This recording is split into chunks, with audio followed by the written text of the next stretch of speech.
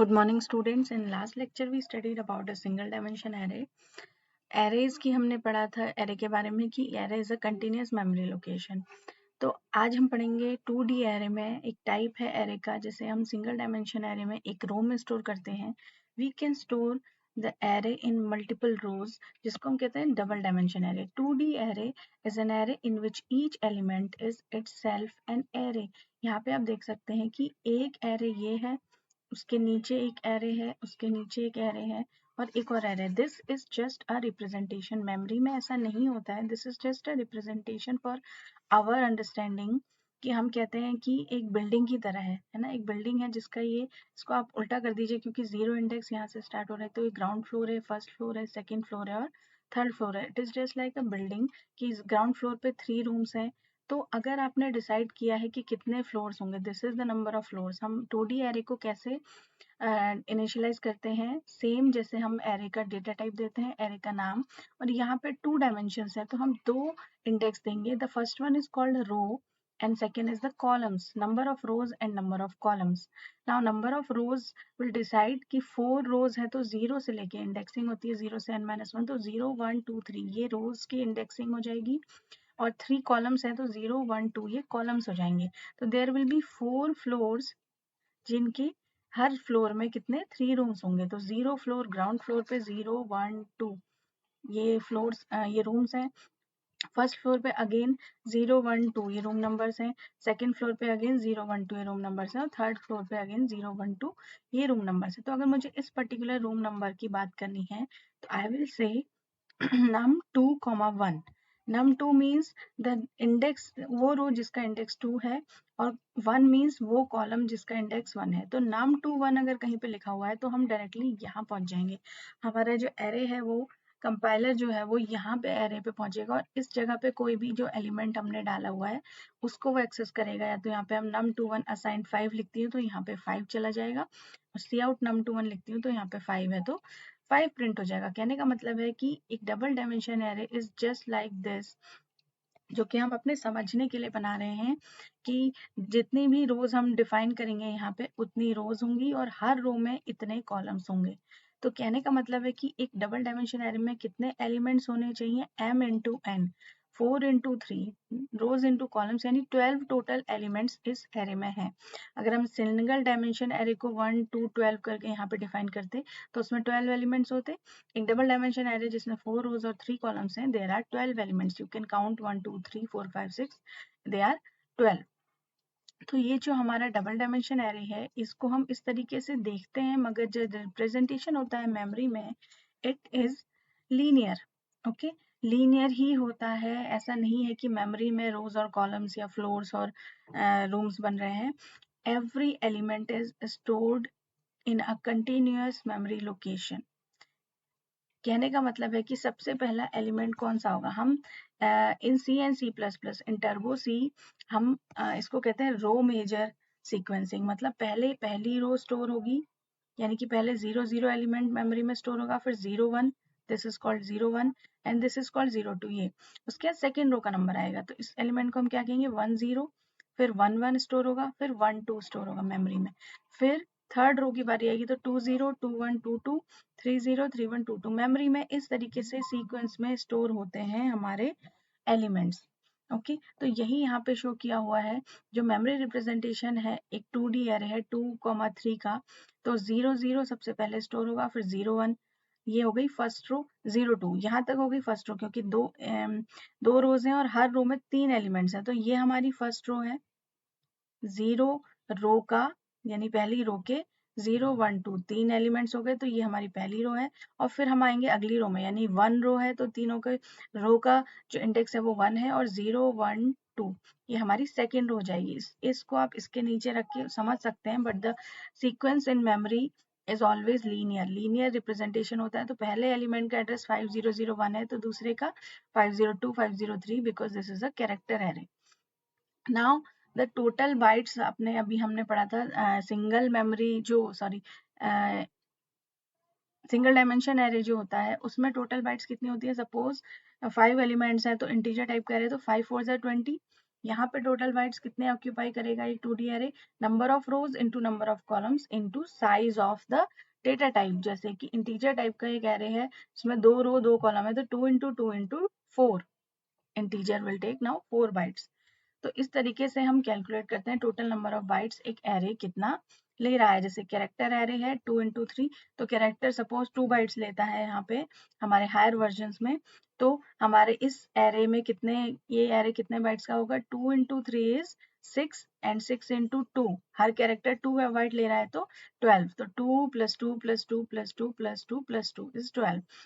ये पुराना रिप्रेजेंटेशन है, यहाँ पे सिंगल बाइट दिखाया हुआ है, आप double character will take 2 bytes. Okay, तो 5001 के बाद यहाँ पे 5003 आ सकता है। अगर आप सिंगल को मान के चलते हैं कैरेक्टर 1 बाइट ले रहा है तो 2 3 जा 6 बाइट्स टोटल ये एरे लेगा 5001 से 5006 तक। Now let us take an example, sorry example की जो स्पेलिंग है यहाँ पे थोड़ी सी। Now if we are talking about an double dimension array, तो डबल डायमेंशन एरे अब हम बनाएंगे कैसे। तो सबसे पहले अगर आप देखें, फिर से अगेन हम आ जाते हैं हमारे डायग्राम पे, ठीक है। तो जो डबल डायमेंशन एरे है वो क्या होता है, आप देख सकते हैं कि पहले 0 रो के लिए हमें 0 1 2 3 बार चलना है, फिर 1 रो के लिए हमें 0 1 2 3 बार आगे बढ़ना है, फिर अगेन विद दिस रो 0 1 2। तो कहने का मतलब है कि एक लूप तो रोज के लिए चलेगा, कितनी नंबर ऑफ रोज मेरे एरे में है। अब हर रो के लिए हमें सेम चलना है 0 1 2, 0 रो में भी 3 एलिमेंट्स मिलेंगे जिनका इंडेक्स होगा 0 1 2, 1 रो पे भी 3 मिलेंगे जिनका इंडेक्स होगा 0 1 2। कहने का मतलब है कि अगर मुझे 0 रो में आना है तो मुझे इंडेक्स क्या चाहिए 0 0, और इस एलिमेंट के लिए 0 1, इस एलिमेंट के लिए 0 2। तो पहली रो में जब मेरा लूप की वैल्यू 0 होगी तो एक लूप और मुझे अंदर चाहिए होगा। मैं स्टैटिक अगर लिख दूं लूप 0, ये लूप चला दूं 0 1 0 से 3 तक, और अंदर स्टैटिक लिख दूं 0 0, जैसे मैं आपको दिखाती हूँ, आपको समझ में आना चाहिए कि हम स्टैटिक क्यों नहीं लिखते हैं। सपोज मैंने एक लूप चलाया फॉर आई असाइन 0 से लेके मेरी जो रोज की वैल्यू है वो 4 तक थी, 0 1 2 3 लेस देन 4, ठीक है। आप इसे ऐसे भी कह सकते हैं लेस देन इक्वल टू 3, और आई प्लस प्लस एक मेरा लूप है जिसमें कि ये मेरी वैल्यूज है, पहली रो की वैल्यू ये है। तो अब मैं इसके अंदर अगर सी आउट करूं, ठीक है, सी आउट करूं मेरे एरे को, तो सबसे पहले एक एरे में आपको यहाँ पे स्टैटिक ले लेती हूँ, इंट एरे, जिसमें 4 रोज हैं और 3 कॉलम्स हैं। ये मेरा एक एरे है। हम एरे को ऐसे इनिशियलाइज भी कर सकते हैं, मैंने आपको बताया था, मैंने उसमें वैल्यूज डाली 1 2 3 4 5 6 7 8 9 10 11 12, कितनी वैल्यूज होंगी 4 3 12 वैल्यूज इस एरे में आएंगी। तो मैंने इसको स्टैटिक इनिशियलाइज कर लिया, ठीक है। अब जब मैंने एरे को इनिशियलाइज किया, अब मैं इसको प्रिंट करवाने जा रही हूँ। तो प्रिंट करवाने के लिए मैंने अभी आपको बताया कि मुझे 2 इंडेक्स चाहिए, ठीक है। सी आउट ए आर आर, मुझे यहाँ पे 2 इंडेक्स चाहिए, एक में मैंने लगा दिया आई, हम लूप से ही प्रिंट कराएंगे।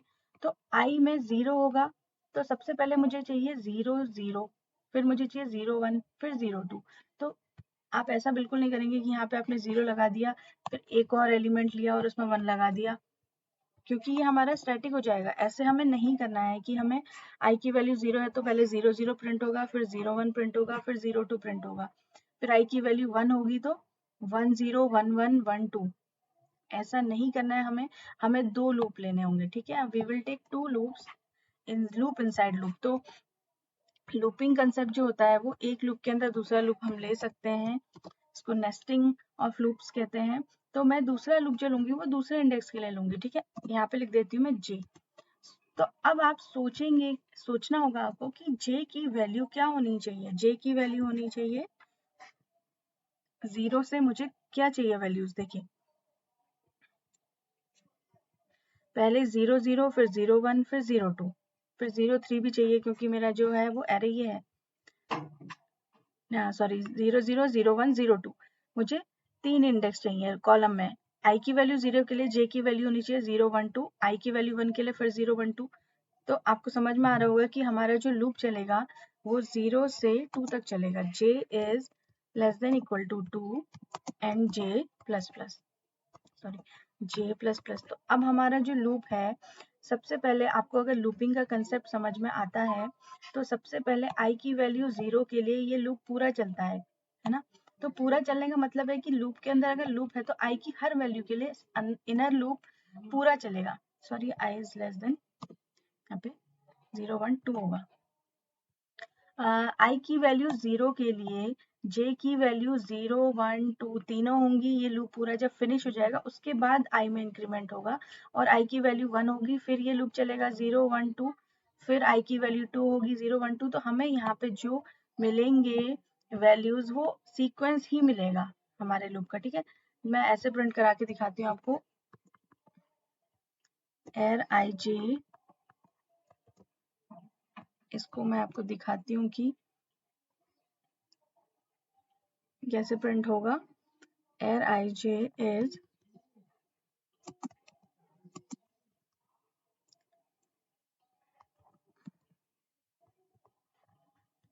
एर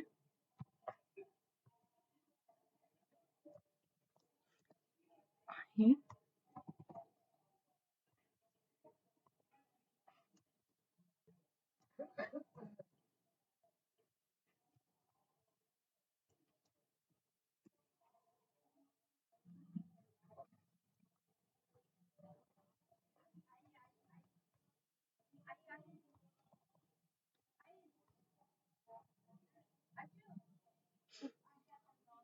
okay, I am just printing the values of I and J, जिससे कि आपको पता चलेगा कि हमारे एरे की वैल्यू जो है वो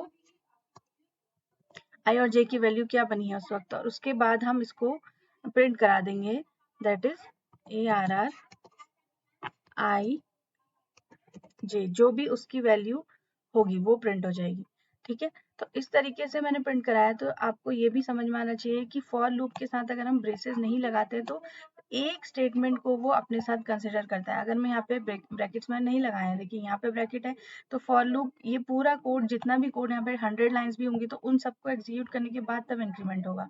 लेकिन यहाँ पे मैंने ब्रैकेट नहीं लगाया है, दैट मीन्स कि ये वाला स्टेटमेंट ही कंसीडर करेगा लूप अपने साथ। जैसे ही जे में वैल्यू 0 होगी ये स्टेटमेंट एग्जीक्यूट होगा, फिर जे में इंक्रीमेंट होकर 1 होगा, कंडीशन चेक होगी, यही स्टेटमेंट एग्जीक्यूट होगा। यानी कि एक स्टेटमेंट डिफॉल्ट अपने साथ लेता है। अब अगर मैं ब्रैकेट नहीं लगा रही हूँ और यहाँ पे लिख रही हूँ सी आउट स्लैश एन, इसका मतलब है कि ये वाला स्टेटमेंट जो है स्लैश एन, ये इसके साथ नहीं है। यानी कि ये फॉर लूप जब 3 बार चल जाएगा तब हमारी लाइन चेंज होगी।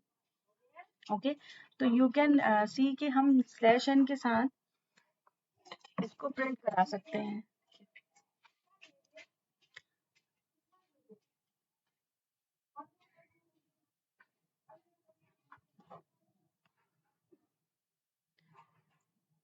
तो मे बी यहाँ पे स्पेसिंग ना आए शायद। देखिए एरे आई जी, एरे 0 0 सबसे पहले प्रिंट हुआ, उसकी वैल्यू 1 है। ओके, थोड़ी सी फॉर्मेटिंग ठीक कर लेते हैं। आपको फॉर्मेटिंग के बारे में भी नॉलेज होनी चाहिए कि फॉर्मेटिंग कैसे सही होगी। तो एरे आई जी, इसके बाद स्पेस के बाद ये प्रिंट हुआ, उसके बाद मैं यहाँ पे स्पेस दे देती हूँ, इक्वल्स टू लगा देती हूँ। तो अब जो वैल्यू प्रिंट होगी और इसके बाद मैं लगा देती हूँ एंडल, मतलब लाइन चेंज हो जाएगी और हमारे एलिमेंट्स सीक्वेंस में एक के बाद एक प्रिंट होंगे। ठीक है, या फिर मैं यहाँ पे स्लैश टी लगा देती हूँ, तो एक रो प्रिंट होने के बाद अगली रो में it would look better I feel. देखिए इस तरीके से हमारा जो आउटपुट आएगा, एरे आई जे सबसे पहले 0 0 है 1, उसके बाद 0 1 है उसमें 2 है, फिर 0 2 है उसमें 3 है। देखिए मैंने सीक्वेंस में जो वैल्यूज डाली हैं, 0 0 में 1 गया है, 0 1 में 2 है, 0 2 में 3 है। ये हमारी 0th रो यानी फर्स्ट रो की बात हुई। अब आते हैं सेकेंड रो पे, तो 1 0 उसका इंडेक्स है उसमें 4 है, फिर 1 1 इंडेक्स उसमें 5 है, 1 2 इंडेक्स में 6 है। कहने का मतलब है कि अगर मैं डायग्रामेटिकली आपको दिखाऊं कि कहाँ किया गया है इस वाले एरे में जो हमने अभी देखा था, तो यहाँ पे 1 है 2 3 4 5 6 7 8 9 10 11 12 और वही प्रिंट हुआ है। सबसे पहले 0 0 0 1 0 2 1 0 1 1 1 2, वही हमारा आउटपुट है। देखिए 0 0 0 1 0 2, देन अगली रो 1 0 1 1 1 2, फिर सेकेंड रो 2 0 2 1 2 2 3 0 3 1 32। तो ये हमारा आउटपुट इस तरीके का है। आप इस तरीके का आउटपुट भी प्रिंट कराना आपको आना चाहिए। ठीक है, आपको फॉर्मेटिंग भी आउटपुट की, आपको सी में सिर्फ कोडिंग नहीं करनी है, सी या सी प्लस प्लस में आपको आउटपुट भी यूजर के फ्रेंडली होना चाहिए। आपको यूजर को देख के समझ आ जाए कि ये मेरा एरे है और ये हर एक इंडेक्स में वैल्यू है। इस तरीके से आप इसको प्रिंट कराएंगे। ठीक है, now I will show you an example. हम पैटर्न्स प्रिंट करते हैं तो आपको उसमें थोड़ा सा लॉजिक लगाना होता है कि पैटर्न्स कैसे प्रिंट होंगे। ठीक है, लूप की प्रैक्टिसिंग के लिए वी यूज पैटर्न। सबसे पहले मैं आपको बताती हूँ, जैसे सपोज एक स्टार का पैटर्न हम करते हैं तो आपको इस तरीके का एक पैटर्न प्रिंट कराना है कि फर्स्ट रो में एक स्टार है, सेकेंड रो में we have 2 stars, in third row we have 3 stars, in fourth row we have 4 stars. तो आपको सोचना है कि हम नेस्टिंग ऑफ लूप से ये कैसे प्रिंट कराएंगे। तो सबसे पहले आपको ये सोचना होता है कि हमारे दोनों लूप्स जो है वो ऑब्वियसली ये 2 लूप से चलेगा, दोनों लूप्स कितना चलेंगे। ओके, नाउ सपोज हमारे जो 4 रोज हैं तो सबसे पहले हमारा जो सबसे बाहर वाला लूप होगा आई की वैल्यू, हमारे ये बाहर वाला लूप 4 टाइम्स रन होना चाहिए। तो आप चाहे 0 से 3 लगाएं, चाहे 1 से 4 लगाएं, इट्स अप टू यू। पहला वाला लूप 4 टाइम्स चलेगा क्योंकि we have to create 4 rows. The second loop will run, कैसे करेगा देखो, पहली बार में 1 स्टार प्रिंट होना है, दूसरी बार में 2 स्टार, तीसरी बार में 3 स्टार। दैट मीन्स जो हमारा रो का नंबर है, पहली रो है तो 1 स्टार प्रिंट होना है, दूसरी रो है तो 2 स्टार प्रिंट होने, यानी कि जो हमारा रो का नंबर है उतना चलेगा। तो इसका लॉजिक हम लगाते कैसे हैं, how do we print this loop, this kind of pattern. सबसे पहले हम क्या करते हैं, 2 वेरिएबल्स मैंने लिए आई एंड जे। नाउ आई की वैल्यू मैंने 3 लूप, मुझे 4 रोज प्रिंट करानी है तो 0 से लेस देन इक्वल टू 3 भी मैं ले सकती हूँ, या फिर मैं यहाँ पे ले लेती हूँ फॉर बेटर अंडरस्टैंडिंग 1 से लेस देन इक्वल टू 4। तो अगर मेरा लूप 4 टाइम्स चलेगा, 1 2 3 4, तो 4 टाइम्स चलेगा तो अब 4 रोज प्रिंट होंगी। तो अंदर वाला जो लूप है, इनसाइड लूप, उसको मुझे सोचना पड़ेगा कि वो कितने टाइम्स चलेगा। It will based on the outside loop. तो जे की वैल्यू स्टार्ट कैसे होगी, स्टार्ट तो 1 से ही होगी क्योंकि मेरा जो पैटर्न है वो क्या है कि पहली बार में पहली रो में 1, फिर 1 2, फिर 1 2 3, फिर 1 2 3 4 स्टार प्रिंट कराने हैं इतने टाइम्स। तो जे की वैल्यू 1 से स्टार्ट होगी। अब जे की value less than equal to में रख देती हूँ आई, यानी कि जब रो की वैल्यू 1 है, पहली रो में 1 से 1 एक स्टार प्रिंट होगा, आई की वैल्यू 2 होगी यानी सेकेंड रो में 1 से 2 यानी 2 स्टार प्रिंट होंगे। यही आपको सोचना है कि यही लॉजिक आपको देखना है कि कैसे आपको आउटसाइड लूप पे बेस करके इनसाइड लूप लगाना है। तो यहाँ पे मैं कर देती हूँ सी आउट स्टार। तो जो मेरा स्टार प्रिंट होगा, पहली बार में एक स्टार प्रिंट होगा, फिर मुझे लाइन भी चेंज करनी है। तो जब ये लूप पूरा चल जाएगा, क्योंकि ये लूप क्या कर रहा है, पूरी लाइन के स्टार्स को प्रिंट कर रहा है, चाहे वो एक बार हो, चाहे 2 बार हो, चाहे 3 बार हो, उसके बाद मुझे लाइन चेंज करके तब नेक्स्ट लाइन में जाना है। तो सी आउट जो लगेगा वो इस लूप के बाहर लगेगा। ठीक है, इस लूप के बाहर लगेगा और वो लाइन चेंज करेगा, उसके बाद हमारी नेक्स्ट लाइन आएगी और वो प्रिंट होगी। तो देखते हैं ये हमारा कोड कैसे रन कर रहा है। हमारा सॉरी, यहाँ पे सी आउट में put operator, see the output 4 stars in 4 rows 1 by 1। ठीक है, 1 2 3 4। आप और बेटर फॉर्मेटिंग चाहते हैं तो आप स्टार्स में स्पेस दे दीजिए। ठीक है, और मैं यहाँ पे 10 कर देती हूँ। तो कितना इजी है, देखो हमारे सिर्फ बाहर वाले लूप में चेंजेस करने हैं। अब 10 रोज में 10 स्टार्स प्रिंट होंगे। पहले 1 रो में 1 होगा, 2 रो में 2, 3 रो में 3 स्टार्स। ये बेस है आई पर, तो आई जितना चलेगा उसके अकॉर्डिंग हमारा जे वाला इनसाइड लूप जो है वो चलेगा। ओके, तो let us build this project and run this. Sorry, it is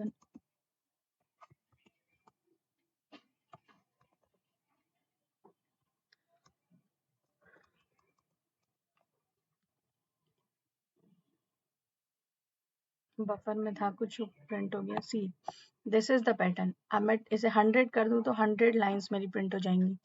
तो you have to practice this. अगर आपको इसकी प्रैक्टिस करेंगे तो आपको लूप का लॉजिक प्रैक्टिस हो जाएगा कि आपको लूप किस तरीके से काम करता है। Okay, these patterns are just use to practice the loops, looping of loops in nested loops जिसे हम कहते हैं। लूप के अंदर लूप, एक थर्ड लूप आप और ले सकते हैं लूप के अंदर, देयर इज नो लिमिट। बस आपको लॉजिक क्लियर होना चाहिए। आप